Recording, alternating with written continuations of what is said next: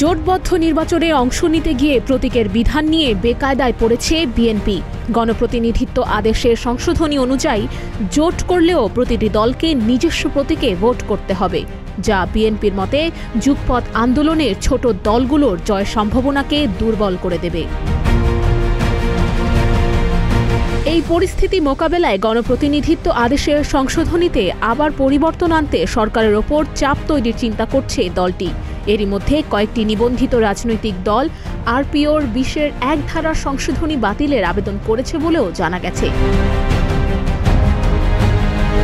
বিএনপির নেতারা বলছে যুগপৎ আন্দোলনের শরিকদের আসন সমঝোতা নিয়েই জটিলতা রয়েছে, তবে বড় বাধা হচ্ছে জোটগত ভোটেও দলীয় প্রতীকের বাধ্যবাধকতা। এতে ভোটের হিসাব নিকেশে বিএনপি ক্ষতিগ্রস্ত হতে পারে, আর লাভবান হতে পারে জামাত সহ তাদের মিত্ররা।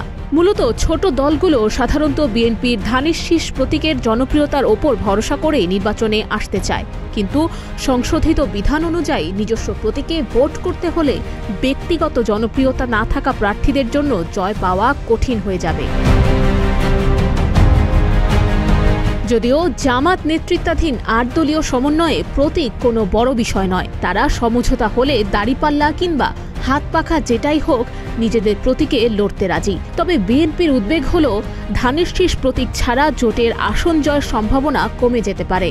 আবার কোনো আসনে জোটের প্রার্থী দাঁড়ালেও বিএনপির বিদ্রোহী বা স্বতন্ত্র প্রার্থী দাঁড়ালে সেটিও শরিকদের জয়ের পথে বড় বাধা হয়ে উঠতে পারে।